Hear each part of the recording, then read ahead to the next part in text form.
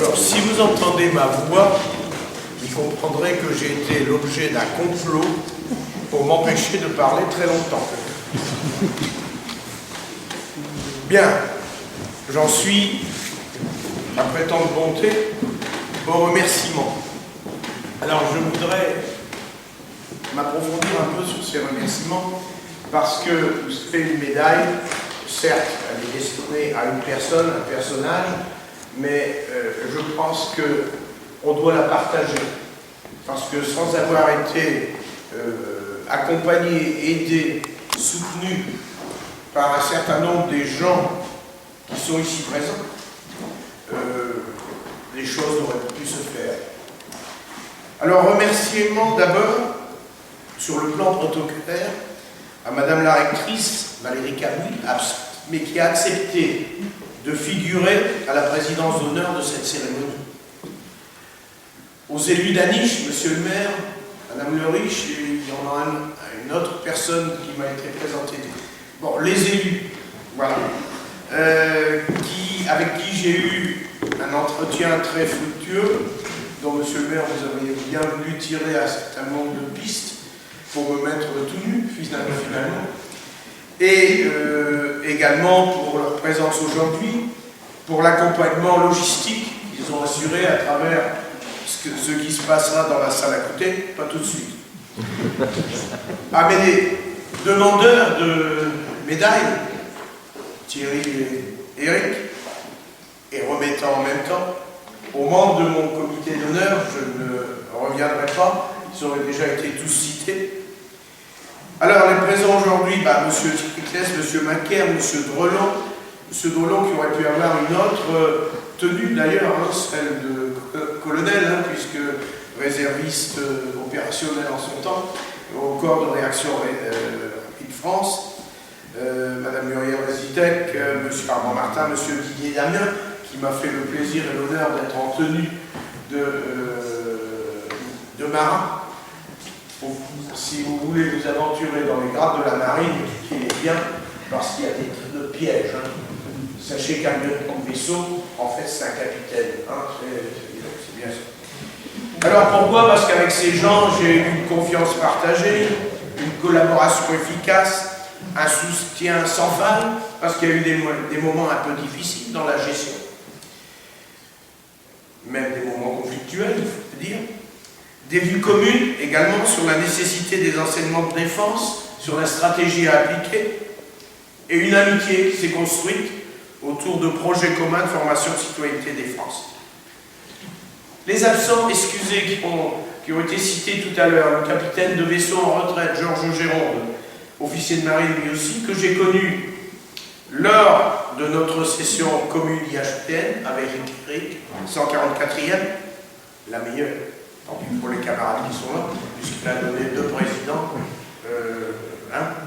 Bon. Et directeur des études au lycée naval à Brest, vous voyez déjà le lien entre enseignement et défense, et chef d'état-major à l'amirauté à Brest. Je lui dois, entre autres, de m'avoir ouvert les portes de la force océanique stratégique, c'est-à-dire les sous-marins nucléaires lanceurs d'engins, où j'ai emmené mes élèves et des gens, dont certains ici présents, visiter ces choses extraordinaires qui sont du ressort de notre défense. Madame Zoé Arignon. Alors, Madame Zoé Arignon n'est proprement parlé ni enseignante, ni appartenant à l'association HEDM, mais j'ai tenu à la mettre en souvenir de son mari, mon ami Jean-Pierre, que j'aurais bien voulu voir présent aujourd'hui dans mon comité d'honneur et qui nous a quittés en avril.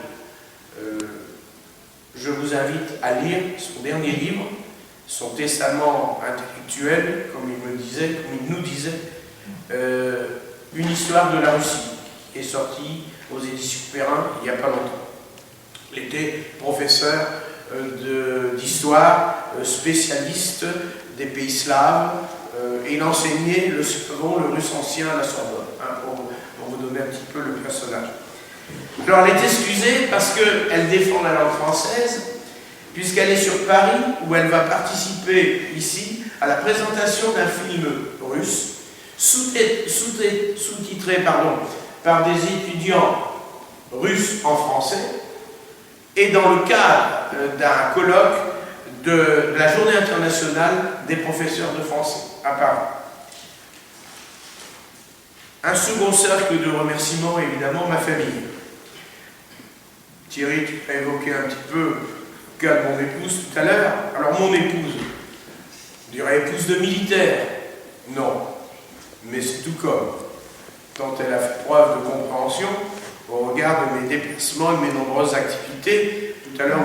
le maire évoquait annuellement 12 000 km de voiture, 6 000 km de train et de nombreuses heures d'activité, réparties dans toute la France et dans les pays limitrophes.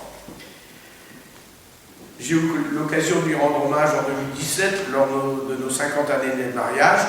Je l'invite, dans cette salle un peu symbolique, à fêter nos 58 communes l'année prochaine.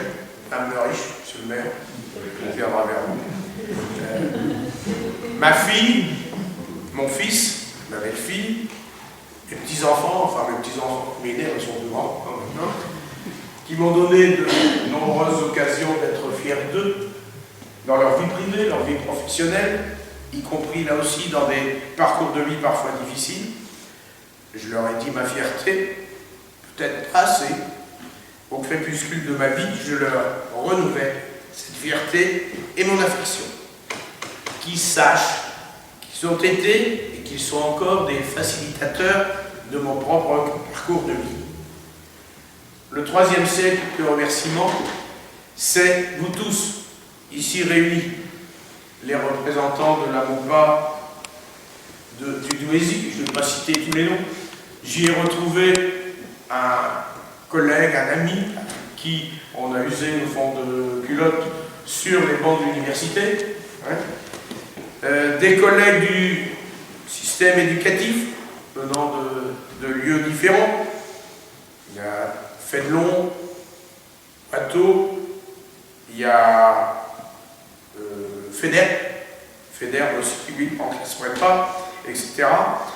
Et aussi ma gestionnaire préférée, présente là, avec qui j'ai eu de nombreux échanges et de longs moments d'échange pour trouver les sous pour organiser les voyages et les déplacements à Brest, notamment. Je me souviens. Voilà, des représentants des institutions de défense et de sécurité. Alors bien entendu, j'en cite qui ont plusieurs casquettes. Il y a des gens de la MOPA comme Chaki Maréchal, qui sont aussi représentants de la police nationale. Il y a Pierre-Yves Dambrim, également. La gendarmerie, déguisée aujourd'hui, Laurent. Des armées, il y a Didier bien sûr, mais on aurait pu citer aussi Christian. Les douanes, non, les douanes sont absentes, excusez, ils sont en déplacement en région PAC, genre. Même des gens du renseignement, mais là je ne dirais pas le nom, on comprendra pas. Des amis de diverses associations. L'association l'AIHEDLRN, Association des auditeurs de l'Institut des hautes études de défense nationale de la région Nord. En plus court, nous on dit AR15. AR15, excusez la numéro 15 dans l'ensemble des associations. Donc là aussi, je ne vais pas citer tous leurs noms. Des associations sportives. Monsieur le maire, on parlait du corps médical, mais le corps médical est aussi représenté ici, avec mes amis là-bas. Jean-François, Guy, etc. Là, en même temps, avec le casquette association sportive, les anciens élèves de l'école normale de Douai, dont certains ont eu l'occasion de faire des retrouvailles entre famille Rézutec et Jacques de Vienne, voilà. De l'association de jardiniers, quand on parlait culture, il fallait en parler aussi, ici présent, et en même temps, pour certains, des voisins, des amis, je vois Régis, Nathalie, Anne, Jean-Marie, etc., etc. D'anciens élèves qui ont survécu. On a beaucoup quand même qui ont survécu. Alors, sachez simplement que c'est un plaisir, voire un privilège pour moi de vous côtoyer, même lorsque nos débats sont contradictoires. Et j'espère n'avoir oublié personne, en tout cas, qui me pardonne, mais ils sont dans mon cœur, dans mon esprit. Alors, j'amènerai peut-être un quatrième cercle de remerciements. Des gens que je n'ai pas pu retoucher parce qu'ils sont partis dans des horizons divers, mais j'ai quitté la présidence de l'association en 2014, et donc il s'est passé du temps depuis. Ce sont les gens, les autorités, avec qui j'ai eu d'excellents échanges et avec qui on a pu construire des choses intéressantes. Je citerai Madame la recteure, je dis recteur parce qu'elle ne voulait pas qu'on l'appelle Madame la rectrice, c'est comme ça, Jeanne Philippe. Dans le cadre, nous avons bien travaillé dans le cadre de la formation des enseignants, Monsieur le recteur Jacques Paulet, avec qui j'ai obtenu l'inscription des sessions IHEDN au programme académique de formation, ce qui permettait aux enseignants recrutés de pouvoir prétendre à un remboursement de leurs frais, parce que ce sont des sessions qui coûtent assez cher. Du côté des armées, les officiers généraux de la zone de défense, puisque dans le cadre du Tridom, ça a été cité tout à l'heure, ils sont l'un des 3 éléments du Tridom. Le général Jean-Jacques Poch, le général Guy Delamarre, tout particulièrement. La coopération était extrêmement forte, puisque nous échangions, lui, son projet de rayonnement des armées, et nous, nos actions de formation, de façon à éviter les redondances et à avoir des choses. Et en plus, comme tous les généraux, il était forcément membre du Houblon d'Or, et il avait fabriqué la bière de l'officier général de la zone de défense, que j'ai été l'un des premiers à goûter. Bon, des délégués militaires départementaux, comme le lieutenant Bertrand Corbie-Vizier, Muriel Duton-Soubry, et Frédéric Vogue, je crois qu'il est encore, lui, en activité, il doit être colonel à Douai. C'est à Douai, c'est une antenne du corps de réaction rapide France, hein, si je me souviens bien. Le général Thomas, qui fait partie de notre association, et qui est ancien commandant de la force terrestre. Le général Bertrand Clément Bollet, lui aussi commandant de la force terrestre. Tous les deux, nous avions échangé, parce que les militaires sont tenus au droit de réserve, vous le savez, mais en petit comité, on peut davantage échanger sur le format nécessaire des armées. Parce que quand on parle de géopolitique, de forces qui structurent le monde, des dangers, eh bien, il faut aussi penser aux moyens d'y répondre. Les moyens d'y répondre, c'est bien le format de nos armées. Donc, on avait particulièrement échangé là-dessus. Le général Hervé Charpentier, plus ancien, lui, mais, tu as connu toi aussi, commandant la force terrestre, puis gouverneur militaire de Paris, qui m'avait envoyé son adjoint pour comprendre un petit peu comment fonctionnait notre trinôme académique, quels étaient les points forts, les atouts. Du côté même de l'Institut, l'IHPN, Institut des études de défense nationale, petite parenthèse de pédagogie, il y a un institut formateur, institut d'État, qui est l'IHEDN, l'Institut d'études. Les gens qui sont formés, différentes sessions de cet institut, ont pour vocation de se retrouver dans des associations régionales, et ces associations sont regroupées en une union des associations. Voilà. Tout ça avec le label IHEDN, mais pas avec les mêmes compétences. Voilà. Donc, quand j'étais président, j'ai été en contact avec le général Jean-Marc Duquesne, directeur de l'IHEDN. On a eu comme projet qui n'a pas abouti de créer une formation régionale qui serait validée par les autorités académiques, militaires, l'IHEDN régional, avec un label, un tampon IHEDN. Alors ça n'a pas abouti parce qu'il y a eu une résistance des services de l'IHEDN qui craignaient qu'on leur dame le pion, en quelque sorte, qu'on devienne un concurrent.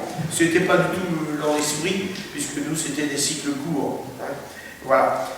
Mais également d'échanger avec lui sur certains dysfonctionnements de l'Union IHEDN en son temps, également.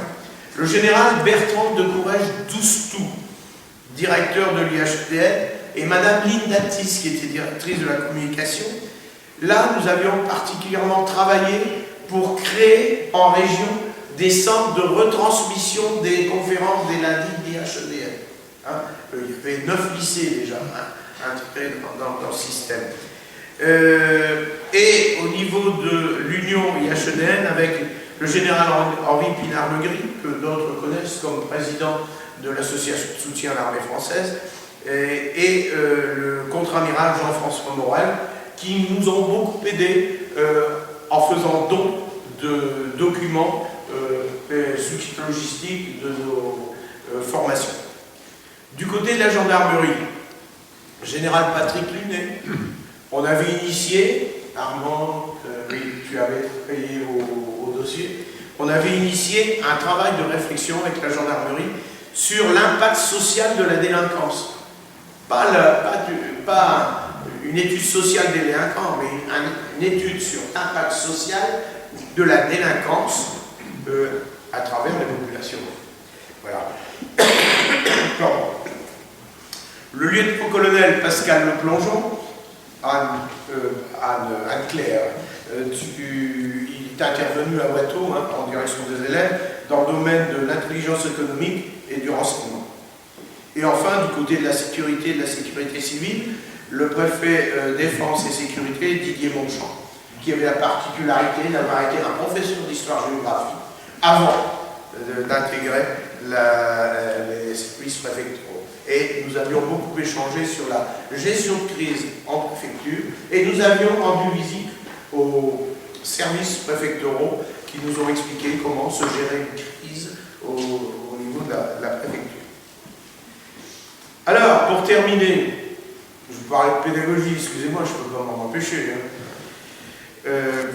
Je partirai, beaucoup d'entre vous se sont posés, vous-même le premier, monsieur le maire, se sont posé la question quel lien entre le système éducatif et les institutions de défense et de sécurité. Tout ce qui a été dit vous permet déjà d'en comprendre quelques aspects. Plus précisément, je partirai d'un premier constat. Au XXe siècle, les guerres ont impliqué toutes les couches de la société. Dans les livres d'histoire, en gros titre, on voit une guerre totale. Toutes les populations sont, à l'arrière comme à l'avant, sont impliquées. Et qui ont motivé la création de l'Institut des hautes études de défense nationale. Institut formateur à vocation interministérielle. Au XXIe siècle, les choses changent. Le monde est moins lisible, plus fluctuant, chaotique, dangereux. Les questions de défense et de relations internationales sont ainsi au premier plan et requièrent des réponses pertinentes, des réponses auxquelles chacun doit prendre part. Chaque citoyen doit prendre part. Au risque de me faire arracher ce qui me reste de cheveux par vous, mesdames, mais le général Thomas me disait, mais il faut que la ménagère de moins de 50 ans soit au courant des grandes affaires géopolitiques. Bon, c'est une expression comme ça, qui est mal vue, mais vous me pardonnerez, pourrait être accusé de sexisme, ou je ne sais trop. Bon, voilà. Le deuxième constat, face à ce premier constat, c'est, ça a été évoqué tout à l'heure, un terme un peu provocateur que j'aime bien employer, c'est l'analphabétisme civique profond des populations sur les questions de défense et de sécurité, sur l'approche géopolitique.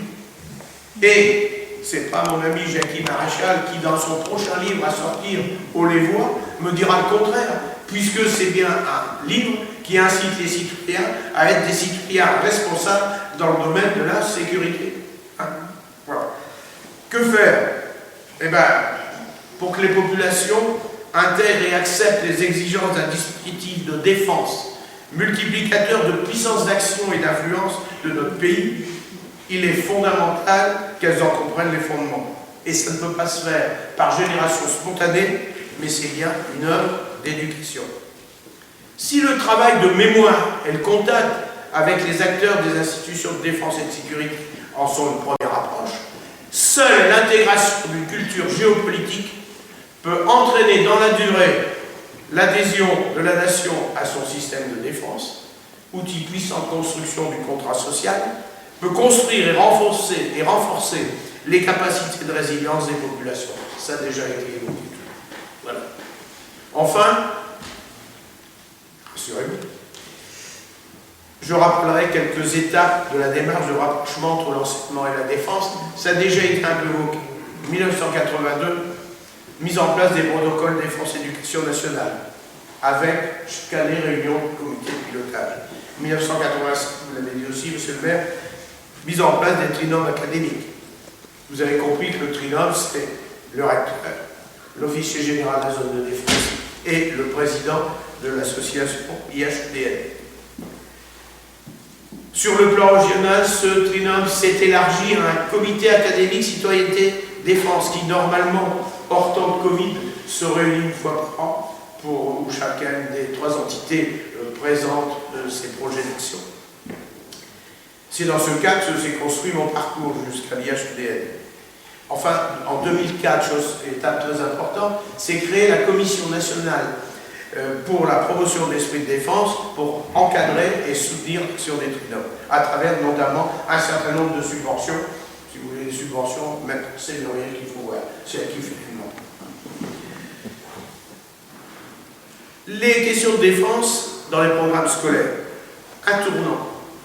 La réunion du comité de pilotage du protocole défense éducation nationale de 2011. J'y étais pour tout à fait autre chose. J'étais rue de Grenelle, à Paris, pour présenter un dispositif innovant. L'association dans la présentation des fiches aux enseignants sur les questions de défense et de sécurité entre des militaires et nous. Les militaires étaient toujours sur leur devoir de réserve et nous étant plus libres d'esprit par rapport à cette pratique. Et une décision forte a été prise, introduire les questions de défense dans les sujets d'examen, ce qui va être fait. Sur le plan régional, on poursuit les stages du programme académique de formation. Je tiens à vous rappeler quand même que quand a eu la mise en place des nouvelles sixièmes, avec tout l'argent concentré sur la formation des enseignants au changement de programmation en sixième, un seul autre type de stage a été retenu sur les stages citoyenneté défense du PAF, parce qu'il y avait 60 demandes. Les enseignants sont demandeurs même de cela. En 2019, ça a été pris. Désormais, les programmes intègrent parfaitement le mot géopolitique. Ce n'est plus histoire-géographie, c'est histoire-géographie et géopolitique. Et il sera intéressant d'ailleurs qu'on analyse, ça pourrait faire l'objet d'un travail, les programmes et voir comment nous, ce qu'on peut apporter, c'est d'ailleurs ce que nous faisons. Alors je terminerai en parlant de la formation des élus, qui sont un autre vecteur de la citoyenneté défense. Les élus sont un public hétérogène, très grand variété. Les correspondants défense sont peu formés à leur mission. Vous avez un correspondant défense, mais il n'a jamais été invité à participer à quoi que ce soit. Pas à votre connaissance. Bon. Moi, je suis assez partisan, mais là, c'est plus ma famille qui va m'arracher les cheveux, à ce qu'il y ait une formation obligatoire qui passe dans la loi pour tous les élus en début de mandat sur les questions géopolitiques. Pourquoi pas? Et pourquoi pas une formation portée par les élus de la niche, dans le cadre de la communauté de communes. Christian, je parle pour toi, mais l'association est à votre disposition.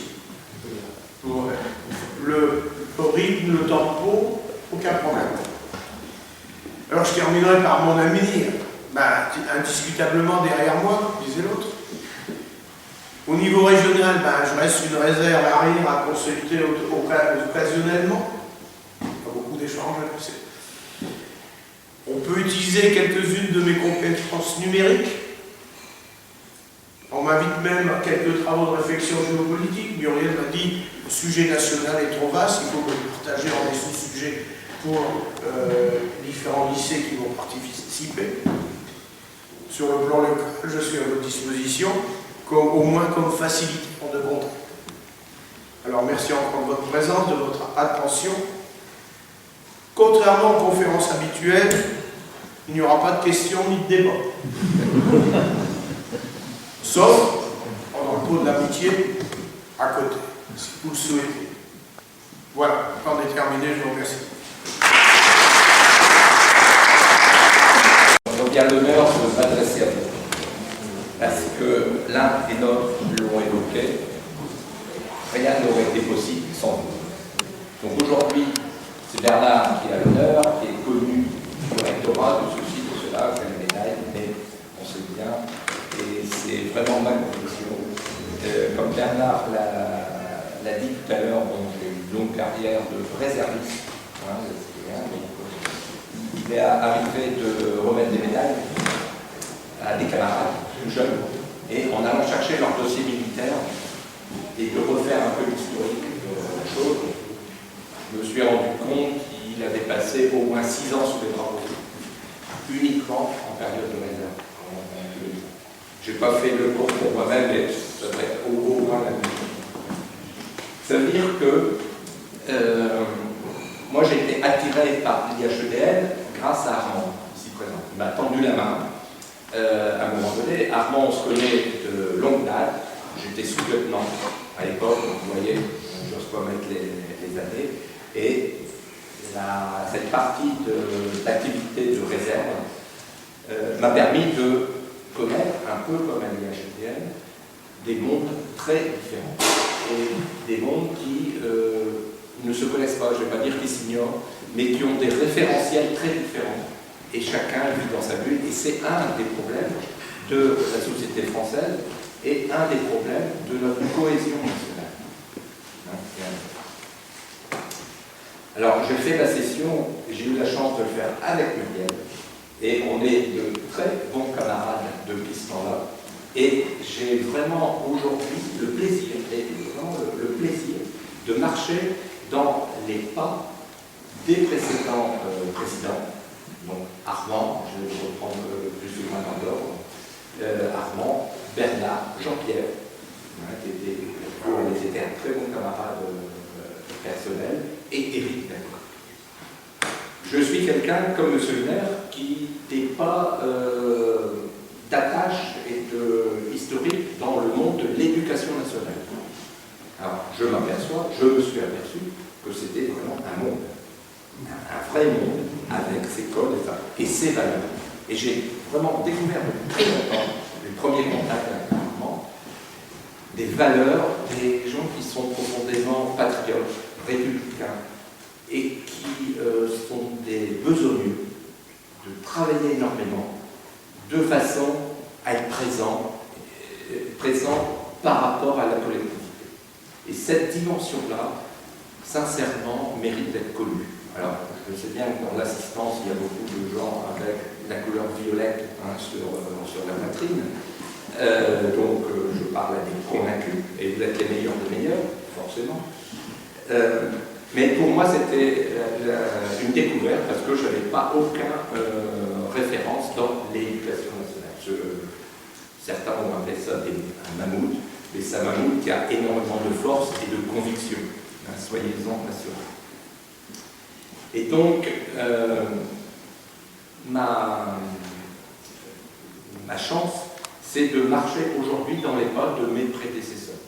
Et Dieu sait si tous les jours, mais vraiment tous les jours, parce que avec Muriel, on travaille beaucoup et il ne se passe pas un seul jour sans qu'il n'y ait pas un échange, soit avec Muriel en interne de l'association, soit vis-à-vis de l'extérieur. Je mesure ce plaisir de marcher dans le pas et d'essayer humblement de continuer à construire ce que vous avez avancé. Et ça, cette partie besogneuse, je sais bien, je relie ça à l'énergie de la famille qui est derrière, qui est la famille solide, qui permet que le rayonnement puisse exister. Alors simplement pour faire court, aujourd'hui les ateliers défense dont tu as fait référence, les ateliers défense ont commencé à baver. Pour ceux qui connaissent un peu l'Assemblée, vous irez chercher. Et à la terre aussi. Bon, voilà. Alors, c'est une idée géniale. Dans un premier temps extérieur. Depuis que j'ai pris la présidence au mois de février de cette année, j'ai signé au moins une dizaine de conventions, donc ça marche, ça roule, et j'en ai encore 4 ou 5 à signer au mois de décembre et janvier qui viennent. Et on a plein de contacts au cancer. Donc vous voyez, ça veut dire que ça correspond à un besoin. Hein, et les gens viennent à nous pour bâtir des ateliers défense. On ne va pas au forceps. L'atelier géopolitique qu'on démarre cette année scolaire. Grâce à la réflexion, c'est la continuité et l'élargissement des ateliers défense, c'est un public plus large, plus aîné, lycée, classe préparatoire. Donc ça, c'est du travail, on s'attelle avec de nombreux camarades ici, parce qu'il faut se répartir le boulot. Un chiffre, sur le Nord-Pas-de-Calais, on est à 80 ateliers défense. Et on est à 5 ou 6 ateliers géopolitiques. Voilà. Ces dispositifs-là qui ont une dizaine d'années de vécu et de consolidation chez nous, dans l'association, sur les territoires 59 et 62, avec Muriel, on a eu la chance d'en parler et d'avoir une oreille très très attentive lors d'un forum aux Invalides au mois de mai avec le général Burker, qui était chef d'état-major de l'armée de terre, qui est maintenant chef d'état-major des armées, et on sent bien que ça redescend, et on parle des ateliers défense. L'atelier défense, c'est quoi? Ah oui, c'est dans le Nord-Pas-de-Calais que ça existe. Vous voyez le genre. Il m'a été donné de rencontrer le contrôleur général des armées, alors ouais, c'est tout drôle. Une des questions, pendant 1 heure, on a parlé des ateliers de défense, des ateliers de géopolitique. Et c'est en train de remonter à Paris, tout en haut du ministère des Armées.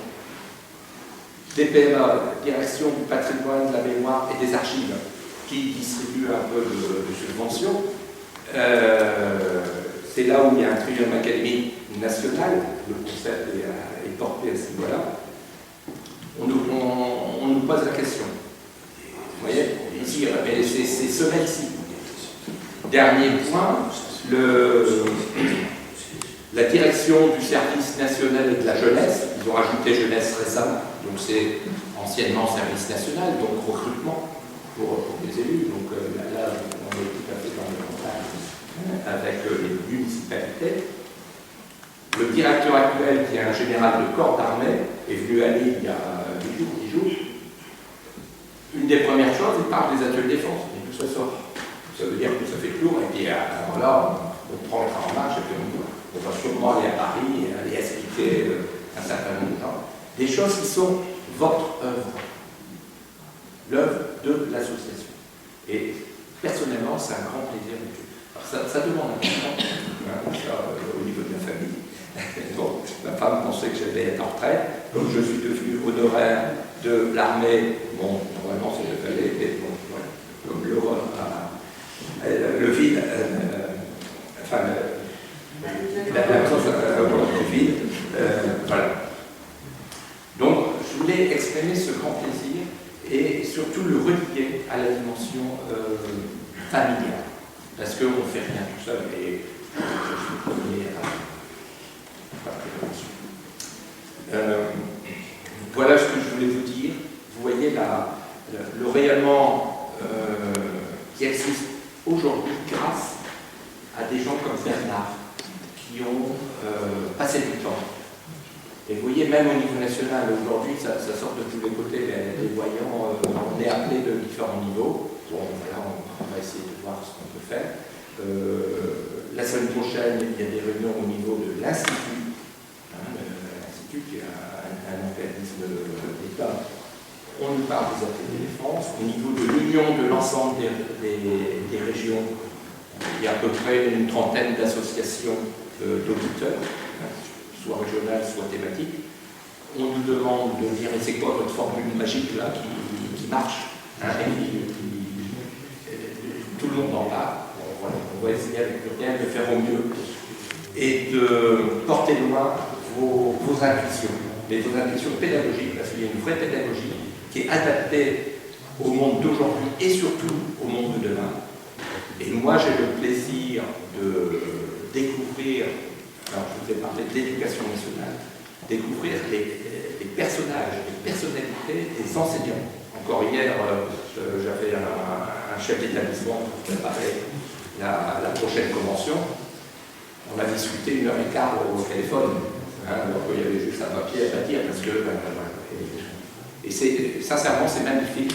Vous avez un très beau métier, et je comprends que la République, vraiment la République a besoin de vous au niveau de la cohésion nationale. Donc soyez-en remerciés, et soyez surtout, vous, Madame Cogé, remerciés de rendre cela possible. Voilà.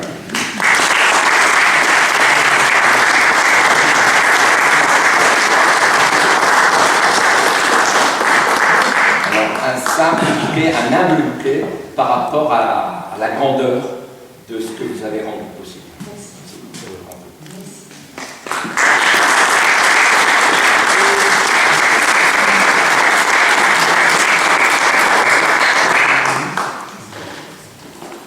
Alors Bernard, c'est à toi que je dois d'avoir intégré l'association.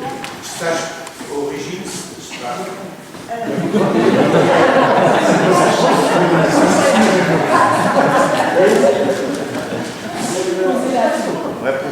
Voilà. Oui, voilà.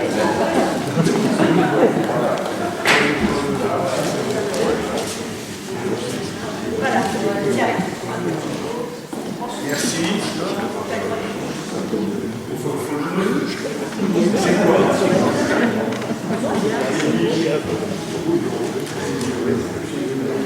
J'aurai l'occasion de remercier tous les gens pour les cadeaux, les petits cadeaux. Ça c'est un coup. Emballer un truc comme ça pour l'ouvrir. Vous croyez prendre mal.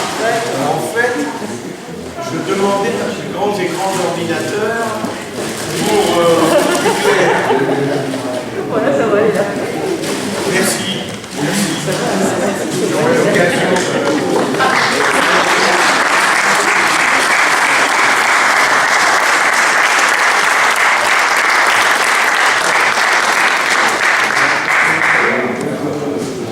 le tour comme vous voulez. Allez-y.